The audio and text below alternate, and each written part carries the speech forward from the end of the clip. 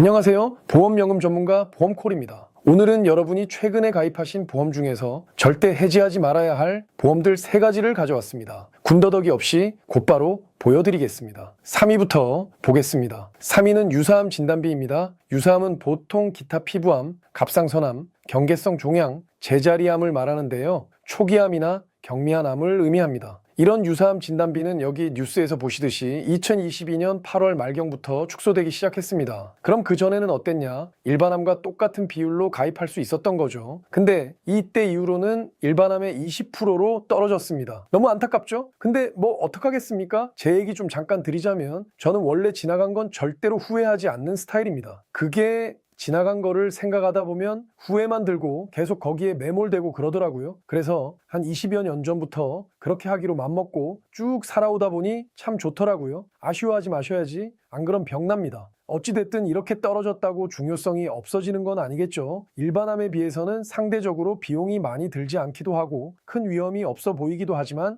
암은 암입니다. 여기 자료 보시면 갑상선암이 전체 암 중에서 12%로 1위를 차지한 걸 볼 수 있습니다. 따라서 큰 비율로 가입을 하셨다면 절대 해지하지 마십시오. 단, 내는 보험료가 너무 부담된다면 조금 줄이시기 바랍니다. 자, 그럼 2위를 보실까요? 2위는 바로 단기납 종신보험입니다. 웬만한 분들은 다 아실 테지만 모르시는 분들을 위해서 간단하게 설명드리겠습니다. 이건 종신보험입니다. 종신보험이니까 죽었을 때 사망보험금이 나오는 보험이 되겠죠. 종신보험은 생명보험사에서 주력으로 판매하는 상품인데요. 이게 언제부턴가 잘 안 팔리기 시작한 겁니다. 우리나라 사람들이 예전에는 대가족이다가 핵가족이 되면서부터 일 것 같습니다. 여튼 잘 안 팔리다 보니 생명보험사에서 자구책으로 이 상품을 내놨습니다. 예전에는 20년 납 이상이 보통이었는데 이 단기 납 상품으로 5년 납, 7년 납, 10년 납을 만들었고 또한 예전에는 해지하면 환급률이 저조했는데 이 상품의 해지 환급률이 135%까지 높아졌습니다. 바로 23년 12월에 10년째 해지 환급률이 최고 135%였던 상품도 있었습니다. 물론 저도 많은 분들에게 판매를 했는데요. 그때부터 금감원이 보험사를 압박해서 작년 말에 124%까지 떨어졌고 최근에 대부분 보험회사는 119%입니다. 물론 아직 몇 개의 회사는 120% 정도의 종신보험을 유지하고 있습니다. 그럼 왜 제가 이걸 2위로 꼽았는지 말씀드려 보겠습니다. 일정 금액의 보험료를 납부하다가 경제적인 상황이 악화가 됐을 때 같은 내가 정말 안 좋은 상태에 놓여 있을 때엔 웬만한 보험을 유지하기가 힘듭니다. 그쵸? 실제로 저도 10년 전쯤에 보험을 전부 다 해지한 적도 있습니다. 이런 상황이 발생했을 때 이 종신보험을 해지하게 된다면 그 금액은 목돈이 될 수 있습니다. 왜냐하면 전에 비해서 환급률이 상당히 높기 때문이죠. 이 돈은 어떤 의미에서는 뜻하지 않았던 선물이 될 수도 있겠죠? 그쵸? 또한 한 가지 더 말씀드려보면 사실 이게 종신보험의 주목적이 될 수도 있겠네요.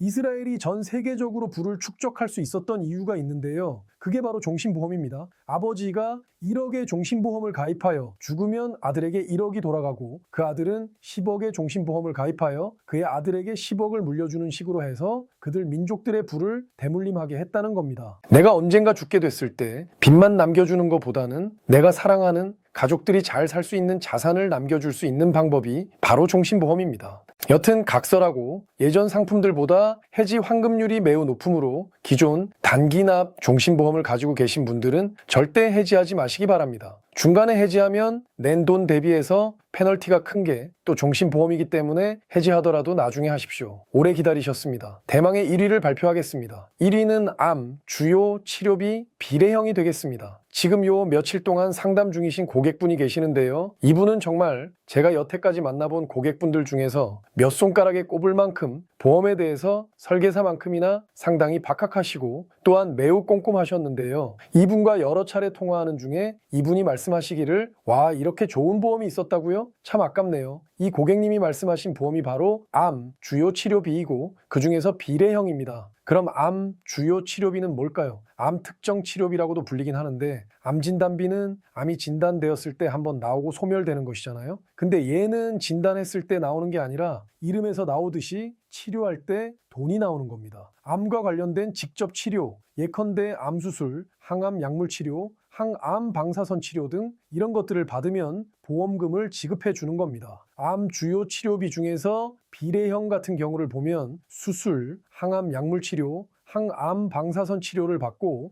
병원비가 100만 원 이상 나왔을 때 100만 원부터 거의 1억 5천까지 받을 수 있는 상품이었습니다. 그것도 10년 동안이나 말이죠. 그렇다면 이 보험 하나만 있으면 정말 돈이 많이 들어갈 것 같은 부분에 대한 걱정이 많이 줄어들 수 있죠. 근데 이렇게 좋은 보험이 없어졌습니다. 정말 아깝죠? 그러니 갖고 계신 분들은 절대 해지하시면 안 됩니다. 이게 한창 판매될 때에는 보험료도 매우 저렴한 상품들이 많았으니 더욱더 해지하시면 안 됩니다. 근데 제가 말씀 안 드린 게 있습니다. 이 비례형은 없어졌지만 암 주요 치료비 정액형은 아직 남아 있습니다. 비례형이 더 저렴하긴 하지만 없어진 것에 대한 대안으로 정액형을 생각하는 것은 좋은 선택이 되실 수 있습니다. 아까 말씀드린 그 고객분도 정액형으로 가입을 하신다고 합니다. 이 정액형 또한 나중에 없어지면 이 좋은 보험을 가입할 길이 없기 때문입니다. 비례형은 병원비가 나오면 내가 납부하고 나중에 다시 청구해서 받는 구조이고, 정액형도 비슷하지만 수술, 항암 약물,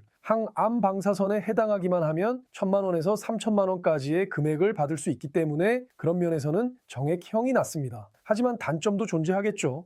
금액이 상대적으로 비쌉니다. 금액만 싸다면 정말 더 좋을 텐데요. 그렇지만 단점 부분을 차치하더라도 각종 특약들을 각각 가입하는 것보다는 훌륭한 대안이 될 수 있다고 생각합니다. 그럼 오늘 영상은 여기까지 하겠습니다. 오늘도 시청해 주셔서 감사합니다. 앞으로도 여러분께 정말 도움이 되는 정보만을 쏙쏙 뽑아서 영상을 만들겠습니다. 지금까지 보험연금 전문가 보험콜이었습니다. 감사합니다.